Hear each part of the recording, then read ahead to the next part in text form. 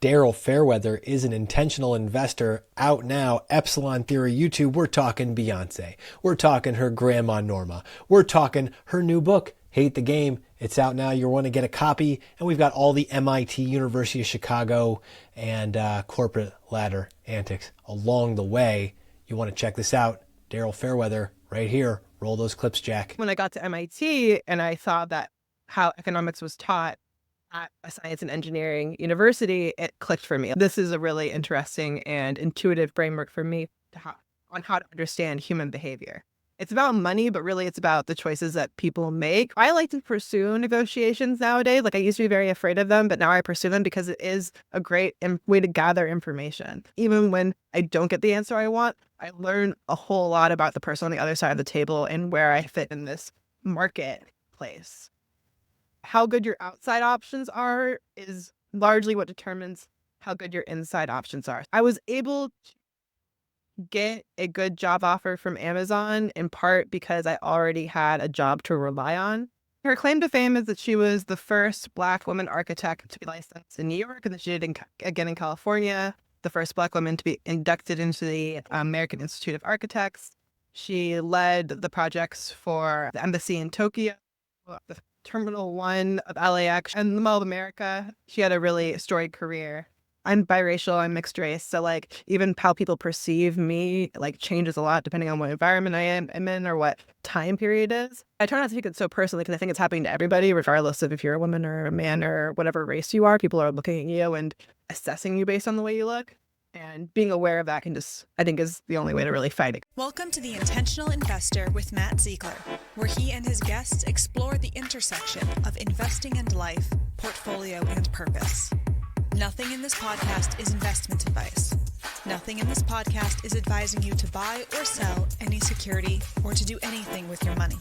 Seriously, you should only act on investment advice from someone you know and who knows your unique situation.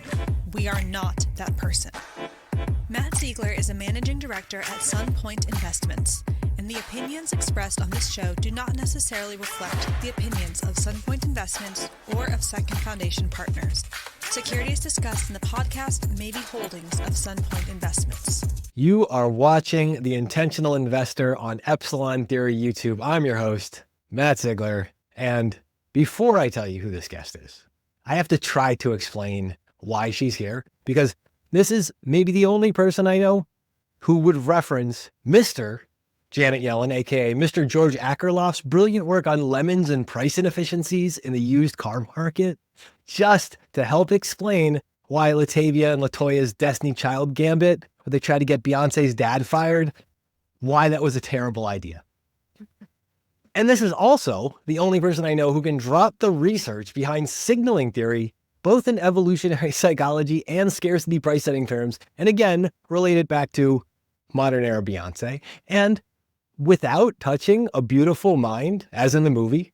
Can she explain the Nash equilibrium solely based on the lover's quarrel at the heart of two can play that game? I mean, the CV here. We've got science degree at MIT, a master's and PhD focused on behavioral economics from the University of Chicago, research at the Boston Fed, economics and data at Amazon. As of this conversation, the current chief economist for a little real estate company you might have heard of called Redfin, and all of which make her a lady in the Wall Street and a Freakonomics in the classroom. Yes, she's got the skills to pay the automobiles. Driver, roll down the partition, please, because I need to talk to Queen D here herself, Daryl Fairweather. Welcome to the show. Oh, thank you. That was the best introduction I've ever gotten. Thank you. This is the standard we aim for here. Now, first off, before I read the book, and Hate the Game, Economic Cheat Codes for Life, Love, and Work, should be out now. Go find it. Absolutely wonderful. HateTheGameBook.com is the website. And I'm talking to the person here, but I have to disclose to you, before I read the book, your intro in my head was going to be all Daryl Hannah and Daryl Strawberry references. You really sandbagged that plan when you laid it out there, that this was... I've heard it before. It's okay. We are but a product of the times in which we grew up. So this is the real opening question, though. Favorite era of Beyonce? I want to know, are we Destiny's Child Beyonce? Are we early solo career? Are we crazy in love? Are we post crazy in love, but lemonade, realistic stuff? Are we Cowboy Carter? What's favorite era Beyonce for you?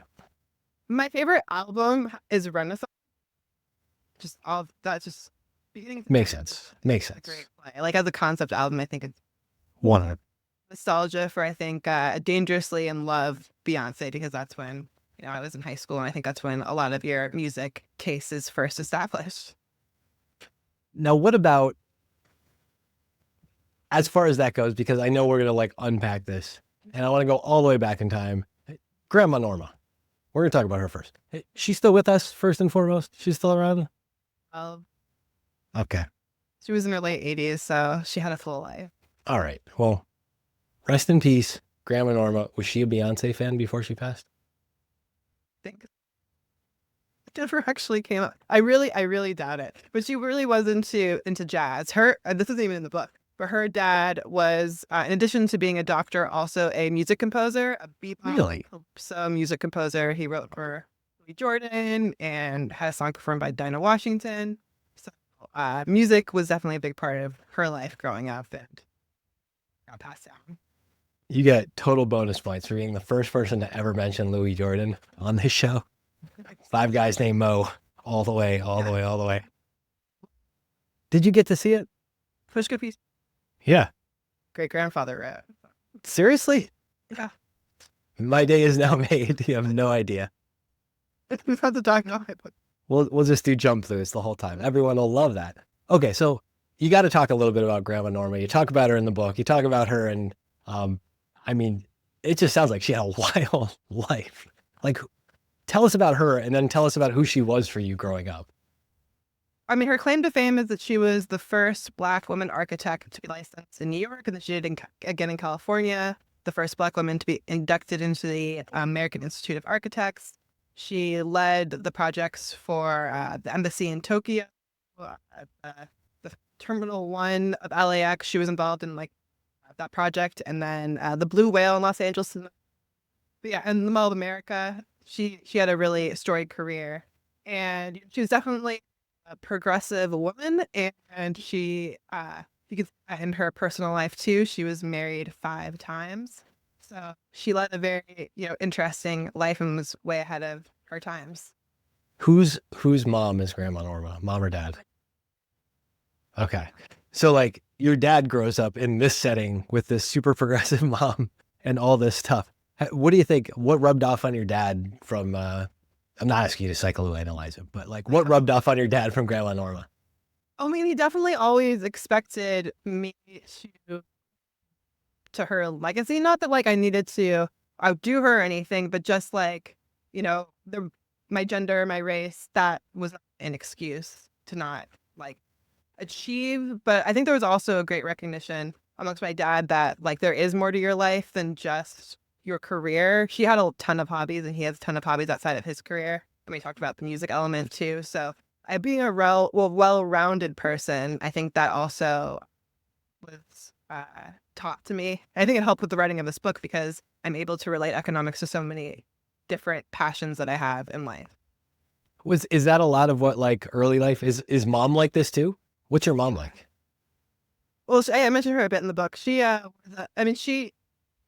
a lot of different jobs. She was a real estate agent for a bit, so I got some housing knowledge from that. She was a freelance journalist. She was a theater critic and a documentary filmmaker at one point. She was the editor of International Documentary Association magazine. So she had a very wild career as well. And I think what I got from her most of all is just this idea that you can always restart. You don't need to feel trapped in any one job because you can just always get a new, better job. Did she restart from scratch? Is that part of her thing too? Like not just a restart, but I'm going to go somewhere totally different now. Before she had kids, she had a career in the energy sector. And then after having kids and jumping back in, she decided to jump back into entertainment because she wanted to pursue the career that she really wanted. But entertainment is very volatile, but she kind of went into that with the attitude that, it's not going to be a hindrance to her. If anything, it's a good thing that you can bounce around so much in the entertainment industry. So did mom and dad balance that well? I mean, not looking for war stories. I'm just curious, like, did mom and dad balance that well? Like figuring out this stuff? Because that's a lot of still personal growth, even as young adults and people raising a family eventually. Well, they divorced when I was in elementary school, but they were good co-parents. But I definitely got like two very different perspectives on like how you could live your life. My dad is definitely like more of a conservative type when it comes to his career. He was a public prosecutor, like worked for the government for most of his career. So not the kind of person to jump around or take risks as much as my mom did. And I kind of got both perspectives on how you can approach a career. So then what's like post-elementary school, like middle school? What's life like? Are you just, where in the country are you? What kind of fun and trouble are you getting into? What's going on for you then? At the end of elementary school, I moved to LA. And so my mom was living in Hollywood. My dad was living on the West Side. So I kind of got all of LA in my upbringing, attending LA public schools. I met a lot of interesting people from all different types of backgrounds. Yeah. And I think I lived like a pretty LA life for those middle school and high school years. Like I live in Wisconsin now, but I still feel like most of my personality was formed by Los Angeles. Somebody's got to bring the West Coast to Scotty Nation. I think that's always an important lesson. So what's the path? Like, when do you start to realize, I think I have some ideas of what I want to go to school for? And how much of those were, yours in high school? Where do you start choosing college and what's next? Always interested in math and science growing up. I was definitely encouraged to do that because of my grandmother being an architect. And I think that was just seen as like a very good career path. Like you can learn the other stuff later. You can do that for a hobby, but learning math and science is like how you get a solid career. At least that was the view back then. So I embraced that. I was very much into STEM, and I was interested in people, but I never really understood the humanities as well as I understood science and math. Like in science and math, you learn the concepts and then you apply them. But I'm not that great at memorizing. I didn't like fall in love with history or English the way that other people do. But I was definitely interested in people. The psychology wasn't really resonating with me. Sociology wasn't resonating with me. It just didn't have like the concrete nature of math. And then when I got to MIT and I saw that how economics was taught at a science and engineering university, it clicked for me. Like, this is a really interesting and intuitive framework for me on how to understand human behavior. It's about money, but really it's about the choices that people make, which is, I think some of the deepest stuff you can get into when it comes to human behavior. Absolutely. What do you think? What would have made it click for you to see the through line between the STEM stuff and maybe not the humanities? Like, we're not saying you're going to go read Sylvia Plath or something like that and suddenly love it. But what would have made it, what could have caused you to see that bridge earlier, do you think? Well, I read Freakonomics in high school. Oh, sorry. I need to speak my phone. Sorry if you have to edit this out. Yeah, you're good. I'm going to make sure mine is too while you're saying this, because it wasn't. Thank you. Okay. You're good. So think back to you in that high school period, and you're doing the STEM, and you're going to learn this stuff later now. We know this in the future. But if we're going to go back, what would have helped you maybe make some of those connections, feel that excitement around the humanities for a STEM kid in high school? Understanding the logic behind it would have helped me more. In writing this book, I learned a ton about how to write, and I was surprised by how logical it can be. Just like in terms of like the act structure or story beats or how you build suspense and surprise into a book. And there is a rhythm to it, similar to the way that there's a rhythm to music, and that rhythm is like very mathematical. I think it's maybe more challenging with literature because it's not like, you don't want to be too formulaic. That's seen as like as a bad thing. But if somebody had taught me the formulas earlier, I might have been more engaged by it. There's one book called, what is it? Like 7 Basic Stories. Anyway, it's about how like there are only really 7 stories. Keep being told over and over again. So I think learning about those kinds of frameworks would have helped me get more passionate about the humanities earlier on. Okay, but we've already established like you were a pop culture kid, in the 90s and 2000s too. So is it one of those things like you're fascinated by it, but you just hadn't really thought about any of them in that way because it was just pop culture was just pop entertainment? Yeah, I think I thought of it as more frivolous and that it's not. I mean, maybe it's not as reliable, and maybe like a lot of kids I grew up with were trying to be child actors, True. which is the very LA thing, and I think maybe I was a bit resistant to that because I was surrounded. I wanted to go to a super hard engineering school and pursue that instead of the more frivolous thing, at least how it's seen culturally. Was that like your form of, was that almost a form of rebellion to see that? Yeah. Daughters usually clash with their mothers more than their fathers too, so I think maybe it was like a tacit way for me to like I'm gonna do things the way my dad wants me to do them as opposed to the way that my mother would have gone about it. Okay. And Well, but mom's in the entertainment field already at that point too. So it's kind of like you're surrounded by these kids doing this and you're seeing your mom doing this and you're kind of going, dad's path makes more sense, yeah.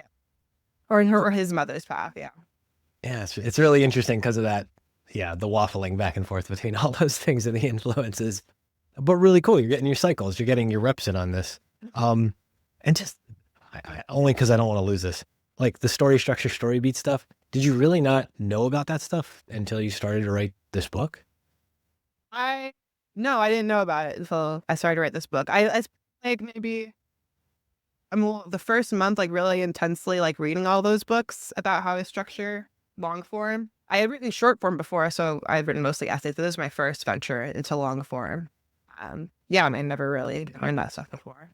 No, I think that's awesome. And I think it's awesome because it's a good, like, that's just a good message for people to hear who have this idea. A, that you got to do the work to understand those things, but also it's not like you have to be doing them for 30 years. Like, they're not hard concepts. They're pretty obvious. Once you see them, they're right there. It was pretty enjoyable to learn about because then every time I was watching a movie, I'd be like, oh, this is the hook and this is where Act 2 starts. That's awesome. That's awesome. Did you go back and watch any of the old like high school movies? Like, is that why some of these movies are referenced in the book? Did you start to understand them that way? Definitely rewatched Two Can Play That Game, which I referenced in the first movie. But I was consuming all tons of media when I was writing this. Some of it made it in, some of it didn't. That's awesome. Have the kids seen any of these movies yet? Are your kids old enough to watch any of these movies yet? All right. All they want to watch is Disney Plus. I can't get. Okay. There's time for that. We'll move into that. Okay. So when does Freakonomics hit your bookshelf? Like, when do you first get exposed to that book? Came out in 2005. I read it in 2006, right before I started college. How on earth does somebody of that age end up reading that book? Like, that's not a fun. Is it the STEM thing? Who gives you this book? To me, I think Freakonomics was like this fun book back in the day. I think. Oh, it was. I like the poppy entertainment way to absorb economics. And we were in like a pop psych wave at that point in time, but I could see it coming out of college and reading it. Like coming into college and reading it is a little surprising to me. And it was precocious. Oh, we'll take it. So like, what about it? It wasn't like, I'm trying to remember what's even in that book. It wasn't just like, was the dentists being named Dennis in that book? Or was it like I know all the pop psych stories. Adolf is no longer a kid's name. That was in there, I think. Right. It opens with like where all the missing, where's the missing crime stats. It goes into like sumo wrestling. And there was even a really silly one, I think, about donuts in an office. But I think what it showed me was that economics is about so much more than just like the stock market or money. It can really be about anything. And once you understand these concepts, you can apply them anywhere. What did Dad try to talk to you about this? Like, was this like a casual leave behind, or was it like, so what do you think about? He just handed it to me as I was getting on the airplane because it was a long flight, and this professor went to MIT. You should read it. He was always encouraging me to, keep pursuing the academic path I was on. So yeah, he just gave it to me for some reading, and I actually read it. And I loved it so much that I wanted to become an economist. And I was originally going to MIT to become a mechanical engineer. That's like what I put on all my applications. It makes sense. It's an engineering school. So he was concerned that I wasn't going to do engineering or science at the school that was most known for engineering or science. And I was pursuing this like why would I go to MIT if I was going to study economics? I should have gone to the University of Chicago, which I did end up going to later. But he didn't understand it at the time. Let's talk about this for a second. That decision, so you have that moment. You've already more or less, I don't know if you declared the major or not. You can say if you did or not. But you're making a change, and you're making this is a big flag planting change of like, wow, I actually just saw something that I want to change for. And everybody, when they're making that change, has to go through that process of getting buy-in from the other stakeholders in their life, at least in some way that you vetted it and you didn't just secretly go off and become this other thing. Talk about the conversations you had when you were thinking about that major change. Yeah, so I definitely needed buy-in from my dad since he was, helping pay for my education. So I called him up and told him that I loved the Freakonomics book so much I was going to major in economics. He tried to immediately talk me out of it, or at least like interrogate why I was making this change. He was especially concerned about economics because one of the things that allowed my grandmother to excel in her career was that with architecture, you're judging the building, you're not judging the person. But I think in the humanities or the social sciences, you are like the person who is delivering the message sometimes is the message. And as a Black woman, I might have like undue bias against me, or people might perceive that my research is biased because of my identity.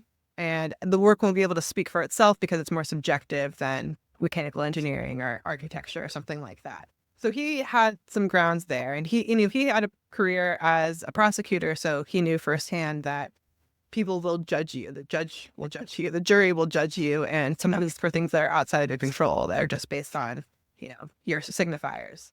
So he was concerned, and he was so concerned that after he talked to me, he called his mom, my grandma, and to tell her what was going on and try to get her to talk me out of it. And she had this really weird response, or at least at the time I thought it was weird, where she told me that I should continue to pursue engineering because I would find a better husband in engineering.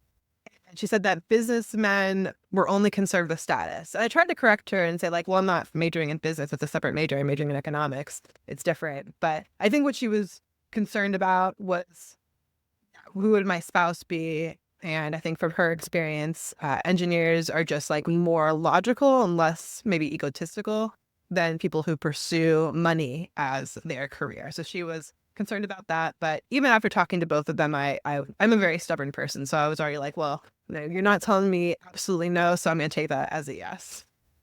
Was it how stressful was it? How stressful was it actually to make this decision? Or were you just so confident in, I'm feeling this pull and I have to do it? How much of this did you kept you up at night?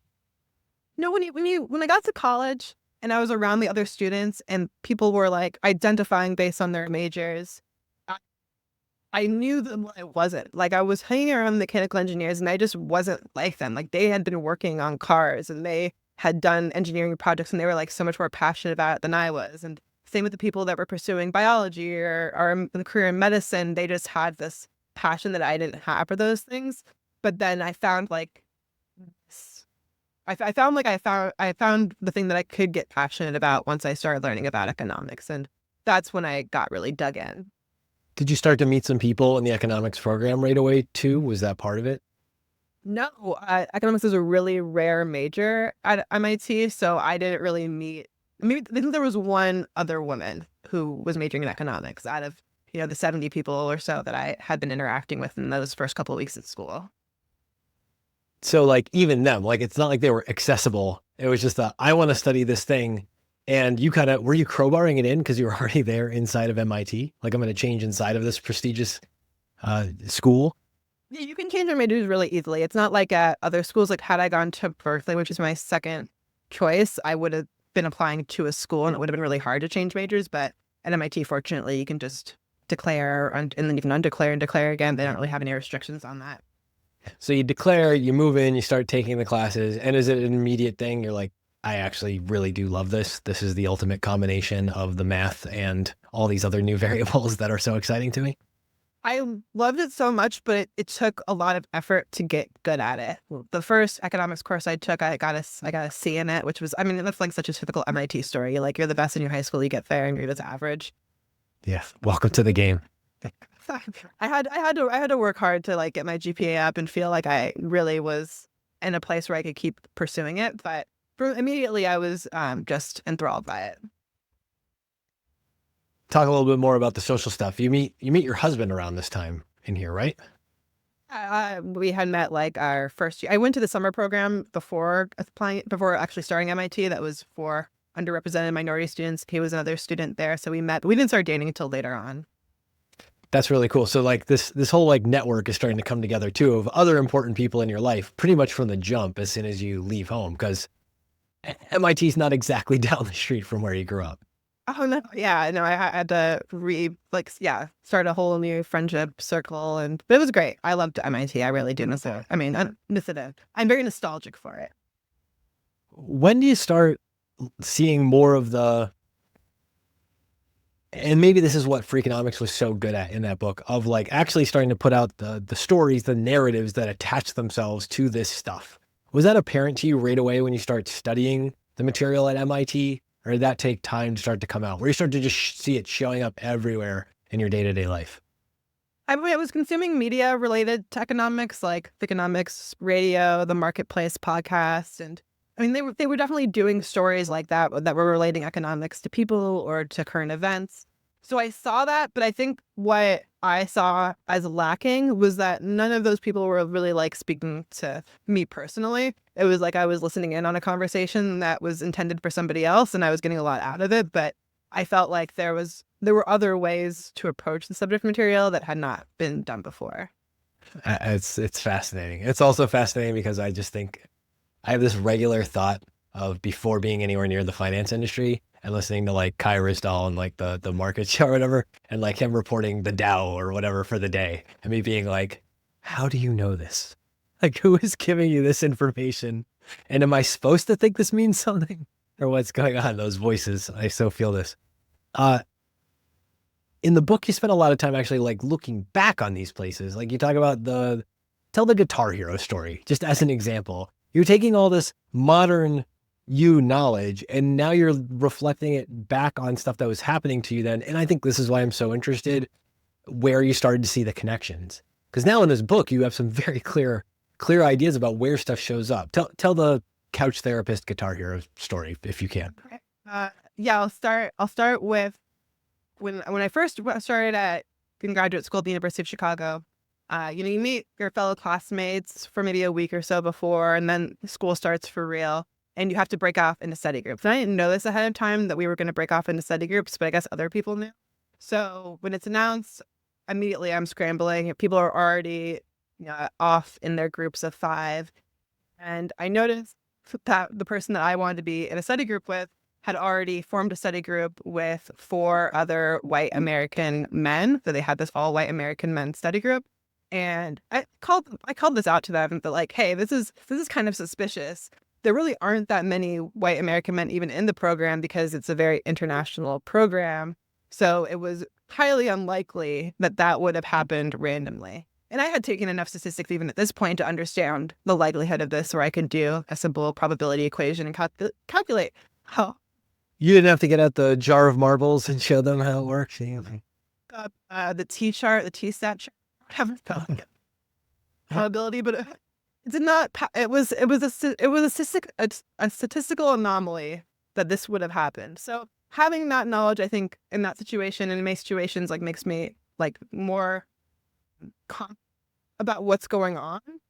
And then what happened after that was I ended up forming a study group with another classmate and 3 other women. So it was me, a male classmate, and 2 other women. So there were 4 of us. But as I went to his apartment for a party, we started hanging. I started playing Guitar Hero. I think the song was 7 Nation Army, because I love to drum. And he started drinking, getting slightly inebriated, more than slightly. And by the time I turn around, he's like really distraught. And he confesses to me that he has a huge crush on our other classmate, and that he was going to tell her about it. And, didn't know this at the time, but I researched it later. This is a pretty common thing for women in graduate school. They get these unrequited romantical advances, more so than their male counterparts. And I think that this is a detriment in some ways, especially, I could see it very clearly in this example, like it's affecting our study group dynamic. We already only have 4 people in our study group. if his advances are not matched, especially because she was engaged. Like, there's no way they would have been matched. It would have busted up our study group, and we would have been at even more of a disadvantage. So, you know, I think all in all, it like made it clear that, you know, the stuff isn't just like the challenges are real. There's reasons why women are graduating at lower rates from these economics programs and why we might not be pursuing them in the first place. And sometimes it can be really subtle and like at a very micro social level what's going on, which makes it harder to pinpoint. If you're paying attention, you could see that it's going on. It's so interesting to me because that, like what you just said, it's the subtleties of these things that are going on inside of all this stuff. And even the broadest economic stuff can't tell you, like there's no econometric way to exactly tease that richness out of the data. But that stuff shows up everywhere. That's a whole other different type of bias, I guess. I think one reason to learn more about economics and read the research papers is it can validate your own experience sometimes. Like, oh, this is what's really going on, or these are the forces at play. I found that very useful in my career because it helps me detach and also not take everything like so personally either. That, you know, there are bigger forces at play that are going on. And scale of 1 to 10, your drumming skills in the Guitar Hero era, like where are you? Scale of 1 to 10. Not quite advanced, like medium advanced. Okay. I'm trying to get more into drumming recently, actually. Did you get the little toy drum set back out and start working on your Who songs? Or I'm trying to remember what the hard songs were on that game. I like funk drumming the most. I like funk patterns. Bring on the Clyde Stubblefield. It's the only way we can go after Five Guys Named Mo. Well, there's a maybe not a happy ending for everybody in the story, but a happy enough ending. You were able to kind of like make peace and talk him down from these advances and keep the band together. I told him, like, I basically said, like, what are you doing? Like, this is not going to work out. You should just keep this to yourself. And he did, and we were fine. Like, sometimes you don't need to act on every impulse. Well, let's rewind back for a second. Talk about how you ended up from MIT at University of Chicago, because that's really cool too. Well, I went straight from MIT to University of Chicago, but I did pursue internships in between. Like, I was definitely considering going straight into the private sector. I had an internship lined up at the bank Morgan Stanley the summer of 2009. I actually had secured it 2 years earlier because it was part of a scholarship program in 2007.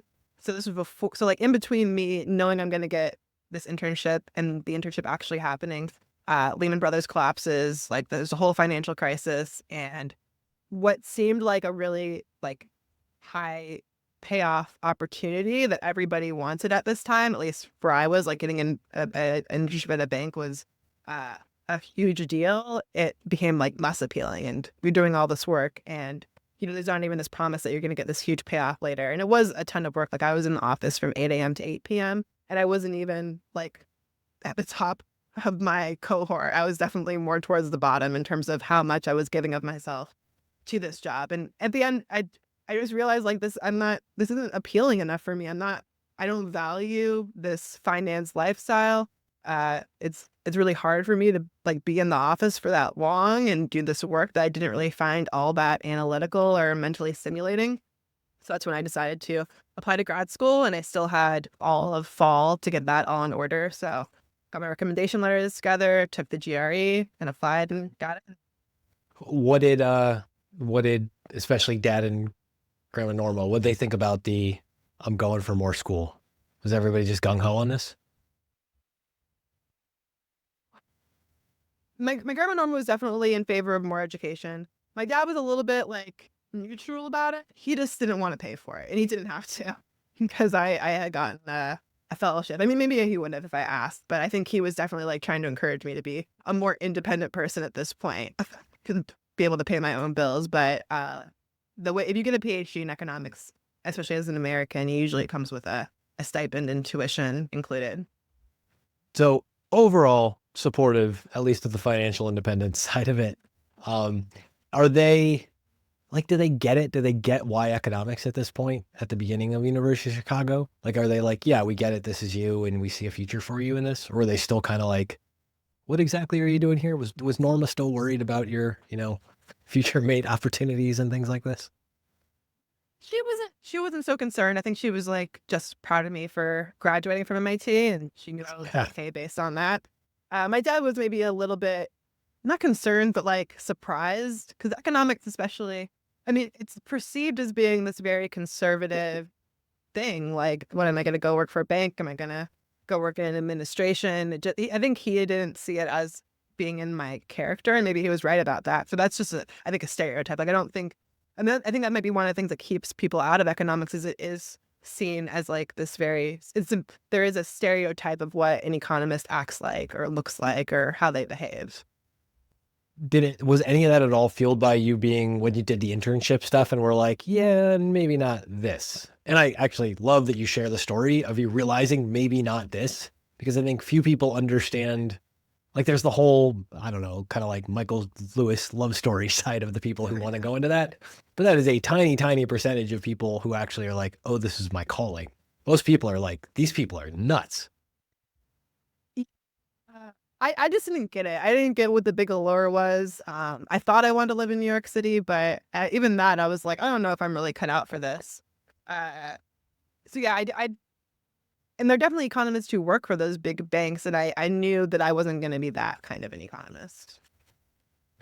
So University of Chicago, you get there, Freakonomics book, tucked somewhere, either out loud or in hiding.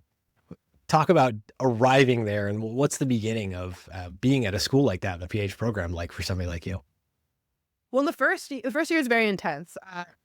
Only 2/3 of the people that started like are able to fully pass into their second year. A third of them have to repeat all of the first year or a portion of it. So the stakes are really high. Like, it's like a look to your left, look to your right. Like, one of you is not going to advance the second year type of situation, which breeds, I think, like a lot of insecurities amongst all these people who are obviously very intelligent, very accomplished to get to that point. So it was mentally tough because of that reason. But I learned, I mean, it sounds like a cliche, but I did learn a ton, especially in the price theory portion that was taught by Gary Becker. Like, I got so much out of his research and his approach to economics specifically that I think you see in this book too. Just the way that we would do problem sets in that class is he would have this big question, like, what would happen if there were tariffs on all U.S. imports? How would that impact GDP? And you're supposed to just write a model and solve it. So I got really good at just writing questions and then solving them, which I think helps in terms of my economics writing, that I have that confidence to just like take any question and put it in an economic framework. I'm always fascinated by this too. And like, I'm thinking of like Drew Dixon and Cliff Asness and some of the other people I've talked to about this. They're like, you think of this place almost as some type of religious doctrine or something. Like, you think of these people are like, this is what I believe and this is the only thing. And especially studying with somebody like a Gary Becker or somebody like that, I think you got a sense that that's not the way it actually works. These people want to ask all the questions all the time. Was that your experience? Yeah, it's like, I know the University of Chicago, it's notorious for, again, being conservative or having a very, I guess, neoliberal approach to economics that was made famous by Milton Friedman. And some of that, but it's rooted in just this desire to understand the world through logic. And logic is just like, is another word for math, right? So I think people there are really open-minded as long as you can frame it in these logical mathematical terms. But if you can't, or if they can poke a hole in your logic where it's not 100% solid, then they might completely reject it. So there's not really any room for qualitative analysis in a place like that, or this is my lived experience in a place like that. Like, that doesn't mean anything to them. But there is kind of an even playing field in that, they will accept your answer if you can prove it with your theorem.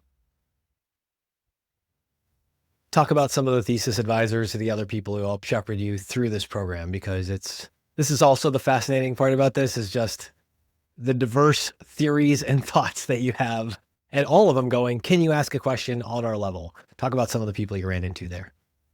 Yeah, so my advisors were Steve Levitt, author of Freakonomics, Richard Thaler, the father of behavioral economics that got the Nobel Prize in it, Kerwin Charles, who's done a ton of work on labor economics and the intersection with like race and class, and Ed Lazier, who was the former head of the Council of Economic Advisors for George W. Bush.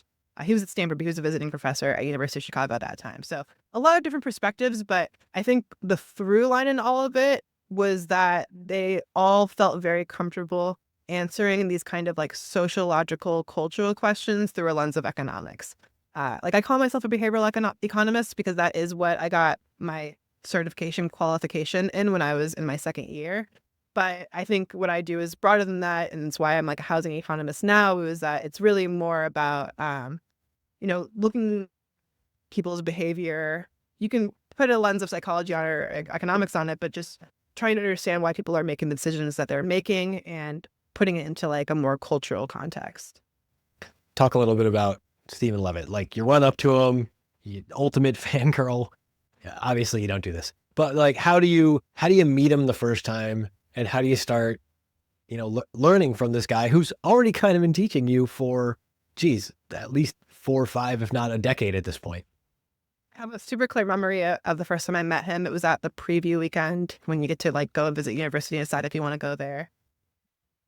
It was a funny meeting because I go in there and I'm talking to him, and after talking to me for 5 minutes, he tells me that you're obviously very competent. You could do anything. You should come here because you're gonna quit. Which is like, it's like a very backhanded compliment, but I know he was being genuine and trying to be helpful about it. Which is that a lot of people think they want to be economists or pursue an academic career in economics, but it is very difficult, especially the academic side. And you will get the full experience of how awful economics is when you go to the University of Chicago as a graduate student. It's notorious for being like very harsh in their seminars, people tearing each other apart, a lot of infighting. And although University of Chicago is notorious for that, that happens in every single department. It's just that it's more out in the open at University of Chicago. So I think it was right. Like it did give me, I think, the clearest view of what it would be like to be an academic. And again, at the end of the day, I decided that like, I don't think I'm cut out. Did you feel like you weren't cut out for it? I'm curious, did you see some of that as like the performative nature of what you have to do if you want to play that role? Did you start to separate out like what's the performance of the job itself? Like if I want to be this type of academic, I do this. Just the same way with the internships. You were like, if I want to be a successful intern, I apparently don't have to sleep ever and have to just live in a spreadsheet. Did you start to understand that? I remember one of my professors at one point saying to the whole classroom that if this other professor at a different school chose to go to Stanford over Harvard, it meant that he cared more about his well-being, like living in a sunny place, than going to like the best institution, which is, it's like they're both great institutions. Like I don't know how you could criticize that, but there definitely was this mindset that the people who are most successful did not have lives outside of economics, or at least economics, like publishing, being a top economist was the most important thing in their life. And they were willing to, give up choice over where they were going to live. Like there was a lot of people dating each other in economics. Like you got to kind of, it's very culty actually.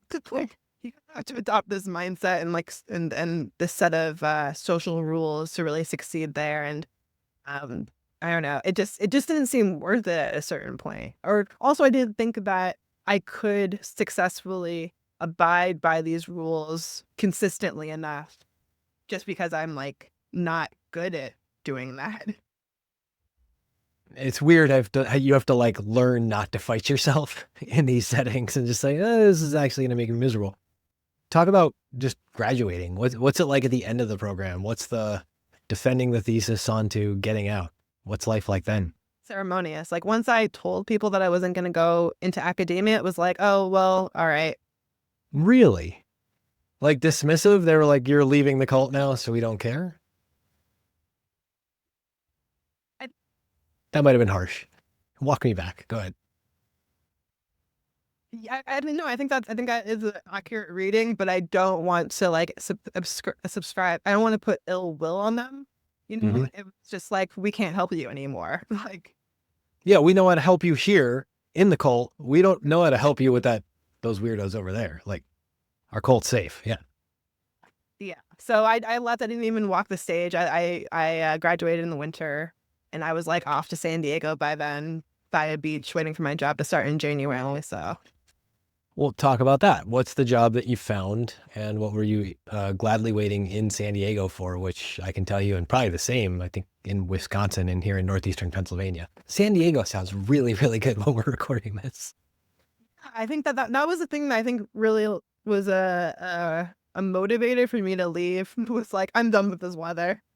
Like, it's not worth it. I think there was a polar vortex in Chicago the winter before I left. So I was like, well, the one thing I have control over now that I didn't have control over before is where I want to live. So I picked where I want to live and found a job there. But I think, I mean, on the one hand, it was naive because I didn't do enough research into what kind of a job I wanted. But I was also very early in my career and didn't really have a good sense of what I wanted out of a job. So to me, it was like, well, all these jobs, I don't know. I never liked a job I've had. So let me just pick one at random in a city I like that pays well and hope it works out for the best. It did not work out for the best. I ended up really not liking that job just because of the hours and the perfectionist culture. I got a lot of skills out of it in terms of like how to be a professional in the private sector. And it set me up for my next job because I had some experience. But I'm really glad that I spent less than 2 years there. I think some people get stuck and they don't understand that there are better options out there. Economist's hat on now. Do you think, is it kind of, I don't want to broad brushstroke it as, is it good advice? But is it kind of good advice coming out of school in that case? Like, pick on some factors you can control, like where you want to geographically be in a space you roughly want to be in, but then not marry yourself to. Like, it's, you knew, it seems like, that it would be okay if you didn't like this job after a few years. This is an experiment. You're just like, put me in the right place to run the experiment. Yes. Through line that happens is that it's easy to say that before you start the experience, whether it's graduate school or the job, but once you're in it, fish don't know they're wet. It's hard to understand like when it happens slowly, you're not happy anymore. So I think I got out in less than 2 years, which I think is a pretty short. That's pretty quick. Had I been more self-aware, I might have tried to get out in under a year. I bought a home at that time just because of other things that were going on in my personal life. Like my mom got sick and all of a sudden I need to find a place for all of us to live. So that was like also distracting me, but I did. I mean, I think I have a hard time like letting myself be uncomfortable. So once I felt uncomfortable, I was like, I just need to break free of this.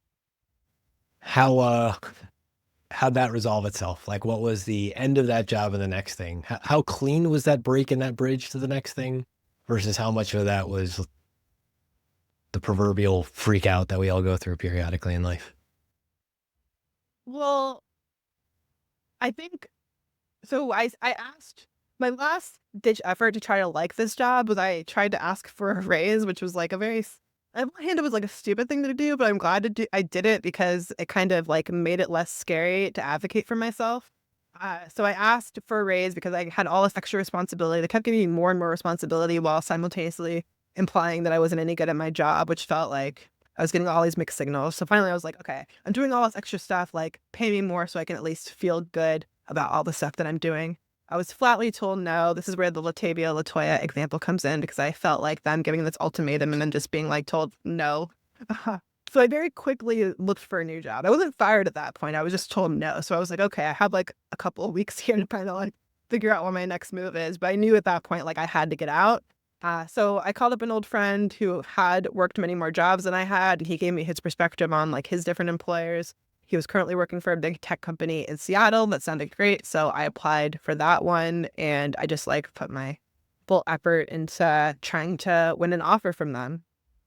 And I ended up getting an offer. But I was able to get a job before I quit my job, which I think is always a good thing to do because you're not so desperate. Yeah, it doesn't put you back into a even more, the environment you're in. Explain this for a second. The environment you're in when you're making a decision makes a big difference in the quality of the decision you are capable to make. What would you call that, behavioral economist Daryl Fairweather?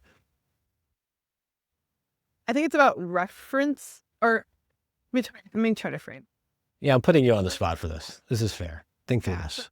It comes back to, I think, the fundamental thing in the book, which is how good your outside options are is largely what determines how good your inside options are. So the way that putting that onto this example, I was able to get a good job offer from Amazon in part because I already had a job to rely on.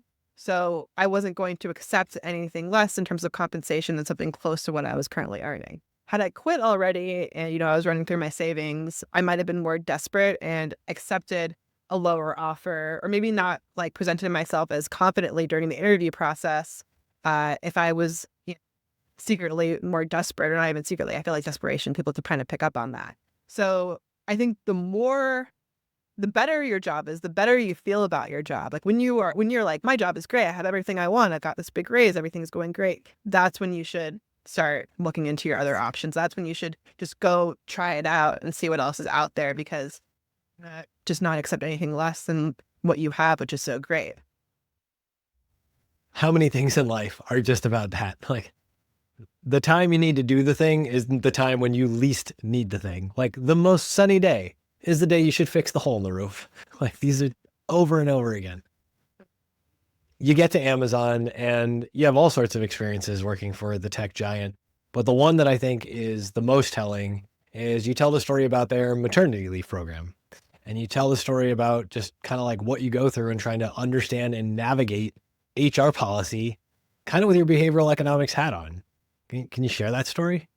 Yeah, so economics is this concept that everything happens on the margin. So if there is some policy that happens that makes it easier for people to take maternity leave, the people who are going to be most impacted by that, who change their behavior because of it, are the people who are on the margin of deciding whether to take maternity leave in the first place, or on the margin of getting pregnant in the first place. Or that's just one example. But in this specific example, in terms of promotions, you can have the time when it matters whether a candidate for promotion is male or female, or one race or another, has a disability or doesn't, is not when one of those candidates is way better than the other. It's when those candidates are very equal and it's more subjective. There's more room for just one little tiny bias to result in an action. And one of the things I witnessed this firsthand because I was in the room when decisions were being made about not promotions, but about pay designation, like performance designation.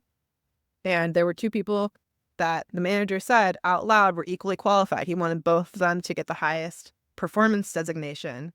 But when pressed, because there were only so many slots, he chose the man because the woman was out on maternity. Well, he chose the man because he said that he had been performing the best the most recently. And the woman had been out on maternity leave for like a couple months at this point, so that she didn't have the opportunity to be the best the most recently. And I think that, at least in my view, sitting on the sidelines, was an example of how two people equally qualified, but it ends up going to the man simply because of that, like, I think, bias that is there. So let's say, magic wand, you're an advisor to a company and they're thinking through this stuff. How do you help them route out? Because nobody feels good about this bias. This is one of those stories you read and you're like anybody who's worked in any corporate job has seen a version of this at some scale. And it feels really ugly to shine the light on it. What's the kind of thing you could do to can you actually can you pull that type of bias out of a community or out of a situation, a workplace?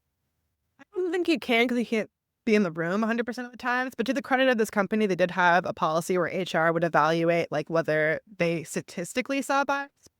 So high the threshold. Like if you're within the 5% margin of error, you're not going to get called out as it being a statistical anomaly. So I think that's really the best you can do. And I think that's something that people should just be aware of, that sometimes these biases are out there, and they're going to be some work environments where they're running rampant and some where the culture just is like better in terms of how they view people.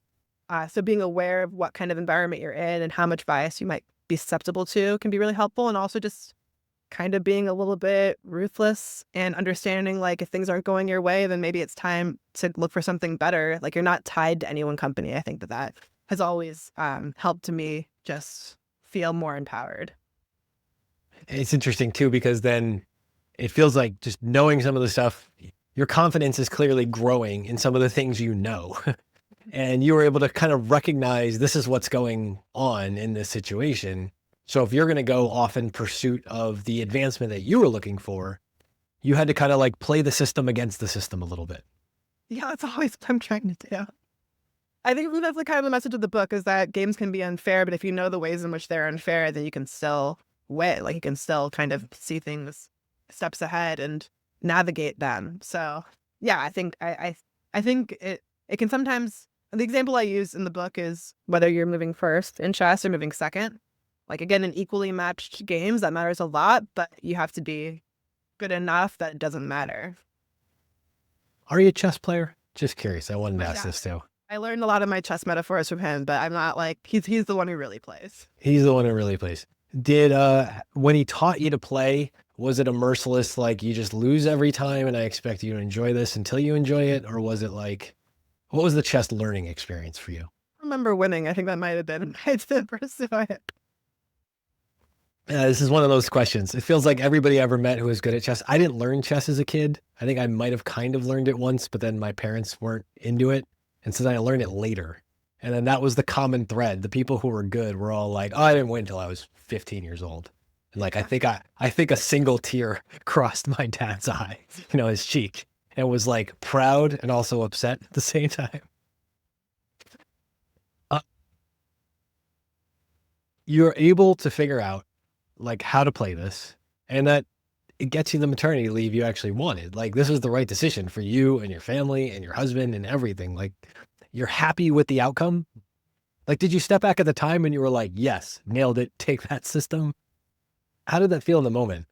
So right before I went on maternity leave, I was able to pull off a promotion. I did it in under 2 years. So that was like, I felt like I was really under the gun in that sense, but I flipped it off even before I announced that I was pregnant. It was solid. So I was like, okay, I'll go on maternity leave. I don't need to worry about getting promoted. I can just kind of ride this out.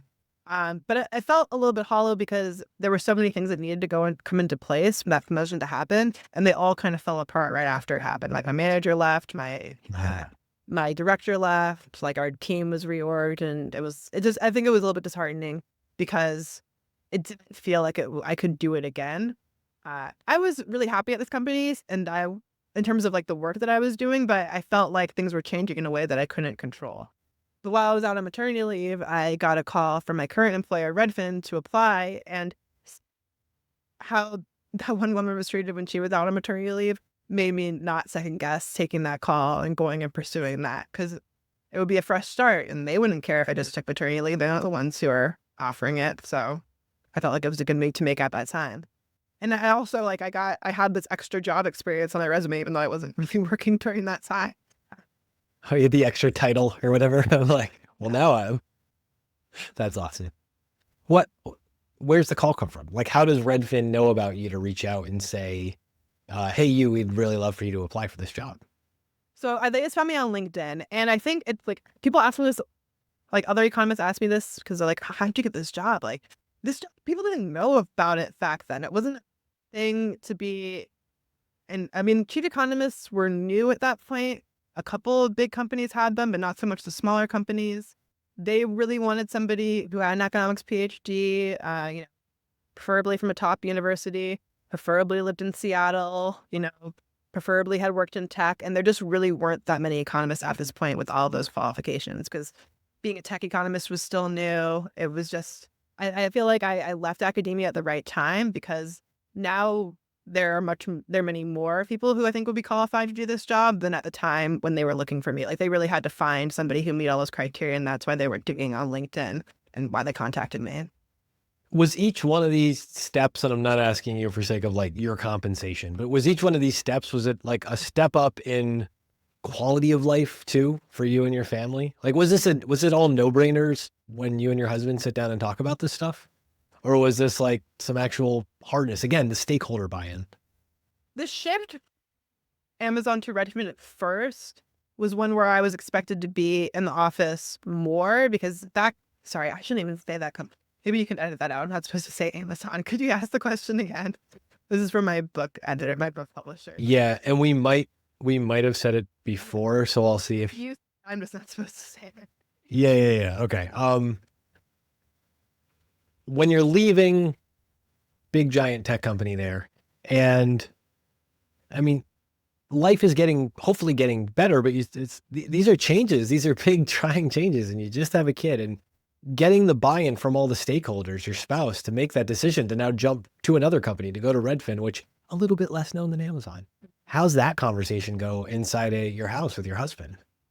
It was really easy because I was It was a step up in pay for me.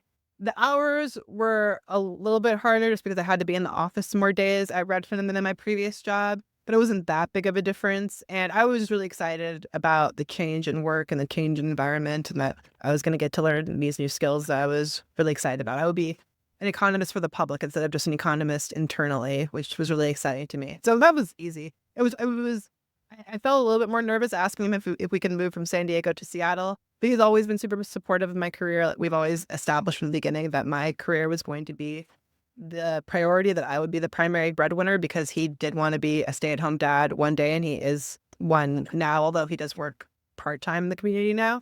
But it's always just been the expectation that I was going to be the breadwinner, and that, he was going to do whatever. He was going to be like a supportive partner in that, in terms of the decisions we were going to make. So yeah, that was pretty straightforward.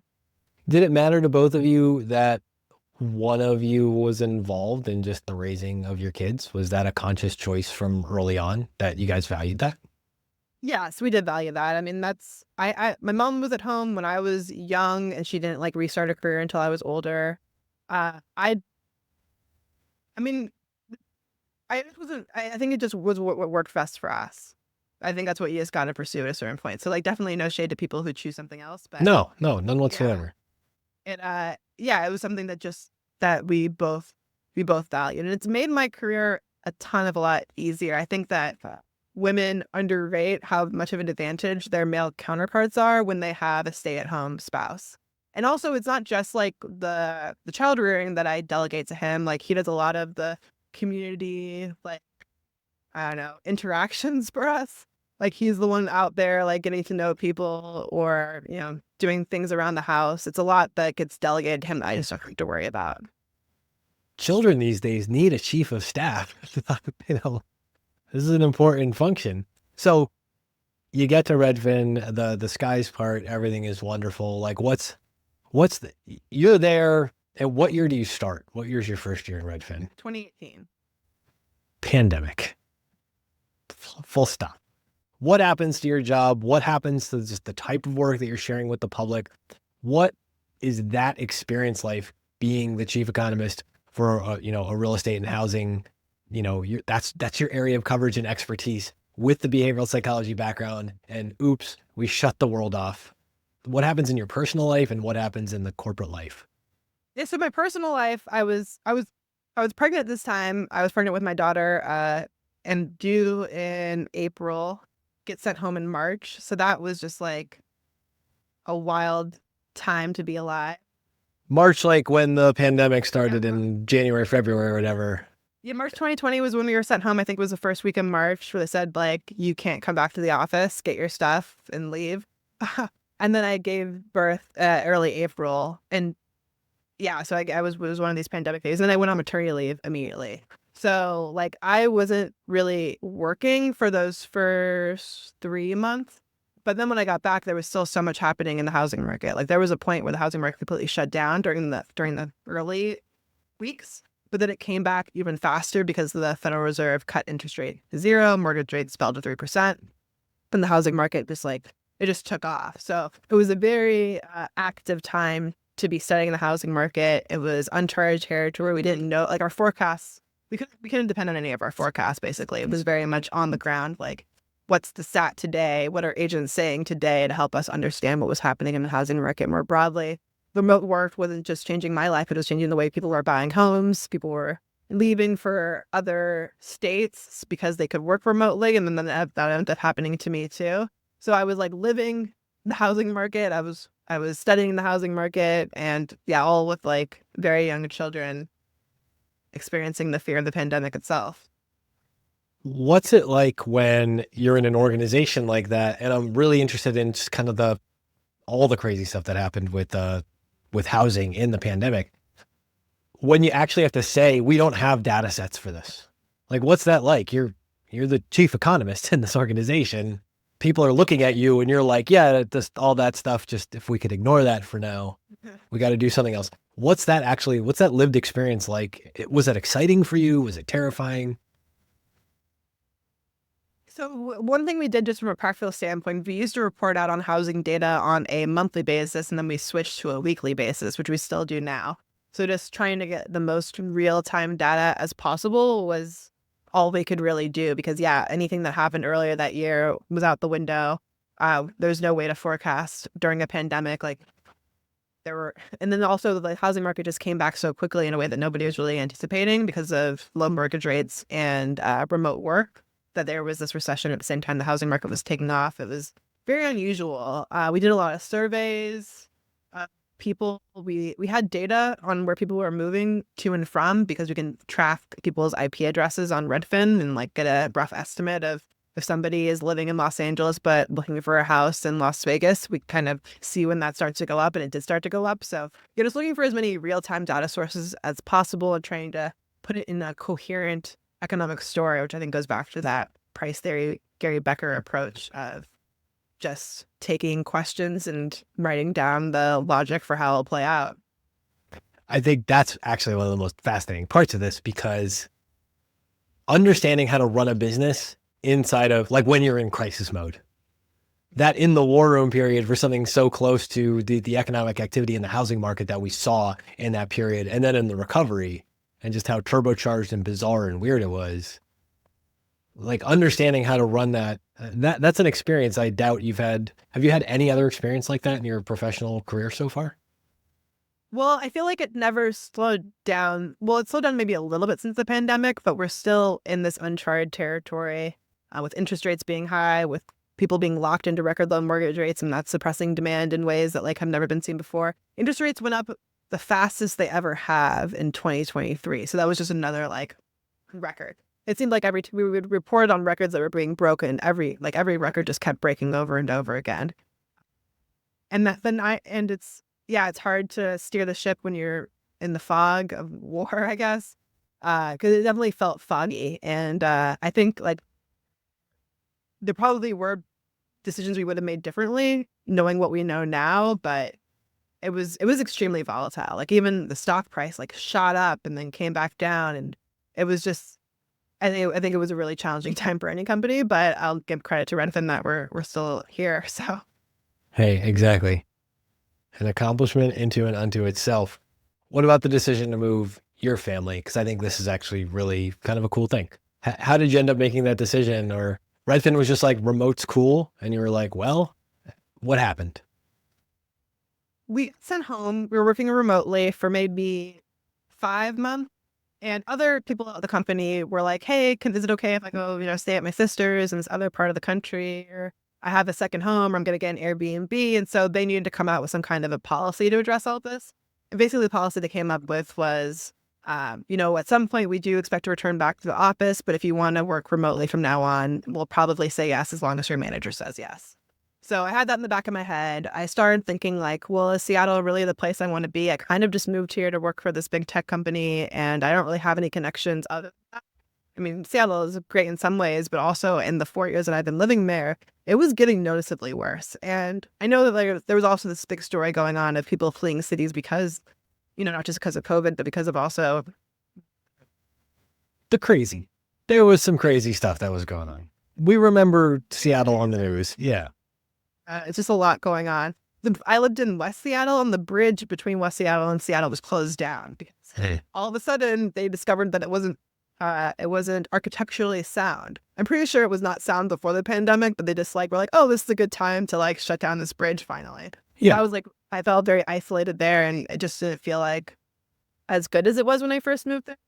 So I was starting to reconsider, but not really taking it that seriously. And then there was this huge smoke event where I had gone through this a couple of years prior, where there would be fires in British Columbia or in California, and the smoke would billow into Seattle. It happened this is the third time in 4 years that it had happened during the summer, and it's pretty awful. Maybe I'm more sensitive to it than other people, but it was one of those things that it felt like really bad. It made me feel not good about where I was deciding to live. And my husband even more so, because he felt very constricted by the pandemic itself. And then on top of that, you have to stay inside your house. And we have a newborn baby and a kid, and you can't even go outside and walk around with them anymore.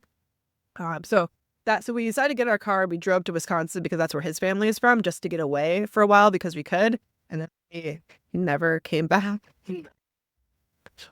How's the Wisconsin adjustment? Like, is this something you look at now and say, this is this is a blessing for the family? Has it been great to be back in the place where he's from? Community that we're in, it's great for young kids. It's the kind of place where you can walk them to school, walk them to the library, walk them to the lake and the beach. So I love that aspect. And also, I had never really lived in a rural area before. It's just very peaceful. Now when I go to cities, it's like I'm so overstimulated by all the traffic and the noise and like everything that's going on. I feel like I've gotten soft. I really country. You've gone soft in your country living days. That's amazing. So overall though, and I imagine like just that ability to be, how do you view that ability, that option that you had where you could actually go to a different part of like here you are in this tech company, this West Coast tech company, and now you're in middle America. Like, what do you think about the value of that option? My cost of living went way down. Like I was able to sell my house and buy a house, and then I got a house for my mom. I got a house for my mother-in-law. Like my money goes so much further here. So it was great in that aspect. And I really value remote work. I love working from home. And I think that that's a perk that I definitely wanted to maintain post-pandemic. I think it's pulling back some now with like other companies having return to work policies and getting stricter. So I feel very grateful that I was able to maneuver into a place where I was able to keep my remote working lifestyle. And I say this as a total self-interested question. My wife and I moved back to our hometown in Pennsylvania, kind of for the same reasons, from Chicago and New England, just because cost of living, and this is where some people are that we care very much about. But inside of that, I wonder, like, what do we want for other people? We can't all work remote. It's kind of like we can't all be passive investors. We can't all work remote. There's still a need for people who want to show up in offices and do that. Like, how do we help companies understand what that balance actually should be and not just the strife that I feel like we're seeing in headlines? Do you have any thoughts on that? I think that remote, it doesn't have to be an either or situation for individuals, because people will probably pass through different phases of their life where working in office makes the most sense to them. They want to have FaceTime with their managers. They want to be in that kind of environment. And then maybe when they're older and they have kids, maybe they don't want that anymore. So I think that we can have a society where there is both, and where people aren't feeling like they have to choose something for the rest of their lives either. Like it can just be a place that you go through instead of your final destination. Yeah, I love that thought. You kind of split it up by, depending on the phase of life, you should have options for these choices that you can play. I'm older, my kids are out of the house, and I need like more interaction with other people. Maybe one day I'll value being in the office more. I don't think that this is like the last lifestyle that I'll have. I think the things that I want now are probably going to change a lot, especially as my kids get older. A very honest way to approach this. I've got some notes. I'm going to invite you to freely interrupt me as I go through these, please, because you said some awesome stuff and I just don't want to miss this. Back at the beginning, we were talking about Grandma Norma and this idea of living up to her legacy. And both your dad and both her kind of seeing like she set the bar kind of high for some of the stuff that can be done. How did that shadow feel, and how do you feel about that giant shadow she was casting now? I feel like that's the thing that when people find out who my grandmother is, the first thing they say is like, that's so great that you had this role model because it showed you what was possible. But there is this other side to it where like, now that you know what's possible, like, what are you going to do with that information? Right. I think it does. I think it did make me expect more, but I think that I've never not lived up to that expectation for myself either. So I think it has been a blessing overall. Like most people don't know how much they really are capable of or don't have that example. And maybe like seeing that example can be scary, or people try to reject it when they see in other people. But I think like a person who is confident should be able to take that in and not like crumble under it. And that's what I try to do. Yeah, there's this amazing metaphor inside of it that really caught me as you were talking through it, where it's like that mountain or that peak or that thing in front of you where it casts the shadow back onto you, but you're like, no, I know that's a peak up there. And that's an attainable thing. And that balancing act is really funny how that, when it's in your life, the way it was in yours. Yeah, I agree. I think sometimes when you see somebody accomplish something, it can make you maybe feel like, now if I don't do it, I'm going to look even worse because somebody else did it. But you got to stop worrying about what other people are watching. Yeah, or measuring yourself against those other people and their accomplishments.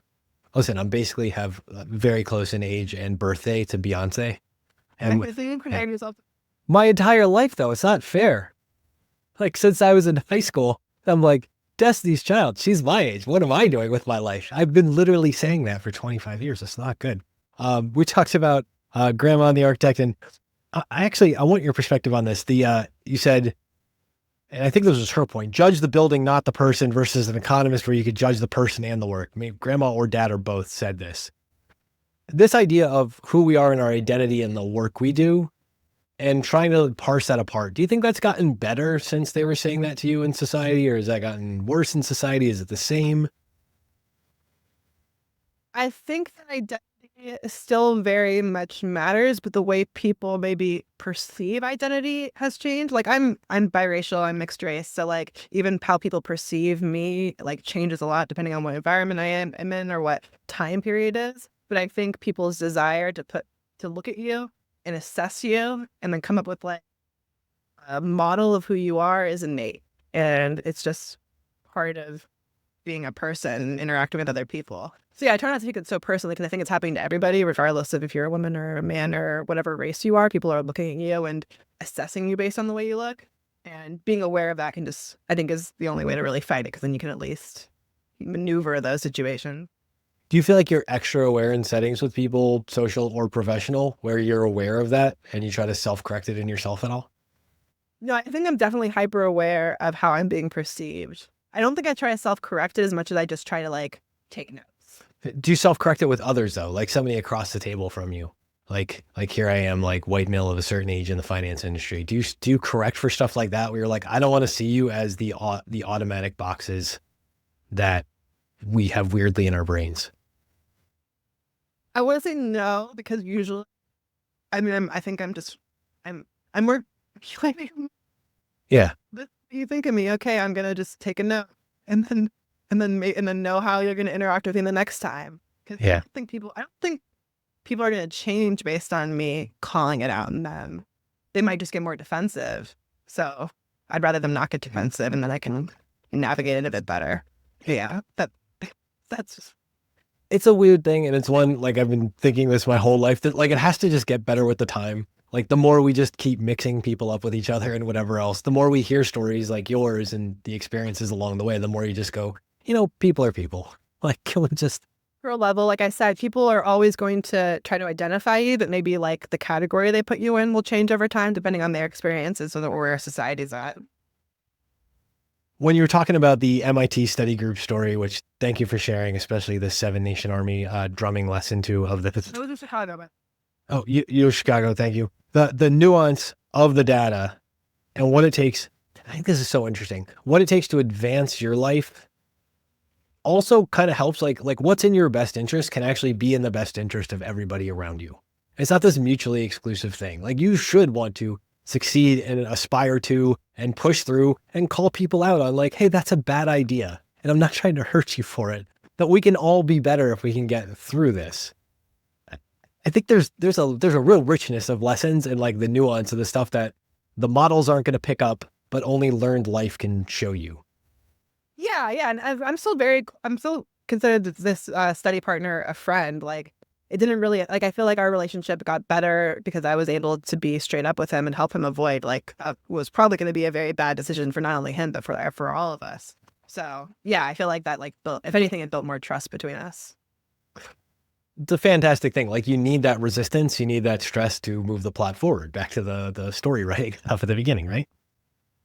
I love this idea, this behavioral economics and learning to basically put on the lens of psychology, the lens of economics, and understanding that like it's tough. The performance of these roles, whatever your job is tough. And it can be tough through the lens of just the psychology of getting it done, or tough through the math of crunching and asking the questions. But if you're always, and this connects all the way through to your raise thing, when you're trying to get the raise at the job, the raise ask, like, even when you're told no, like, no just means what else can I do? It means turn around and ask that other question. It means turn around and like, what other lens can I see this through to see it as an opportunity? What a useful toolbox. And I like to pursue negotiations nowadays. Like I used to be very afraid of them, but now I pursue them because it is a great way to gather information. Like if you're put in a situation where it's like, tell me how much this pen is worth, or I'm like sell this pen, you're going to find out how much that person values that pen, which is going to tell you a lot about other things about that person. Like how much money do they have, or how much do they value pens, for example, or whatever it may be. So now I used to be afraid of them. I feel like I ripped the Band-Aid off and had like the worst outcome. And now I'm not afraid. And now I just see it as like, even when I don't get the answer I want, I learn a whole lot about the person on the other side of the table and where I fit in this marketplace. That's a really fantastic way to put it. I want you to tell the people where they can find you, where they can get the book. Say the book title one more time. So my name is Daryl Fairweather. I'm the author of Hate the Game, Economic Cheat Codes for Life, Love, and Work. Available wherever books are sold. But if you want, you can go to my website, hatethegamebooks.com. And I'm also on all the social media. So just search for my name and you'll find it. You will find her. I love this. Not just this idea that is not humane. It's not inhumane to see it all as a game.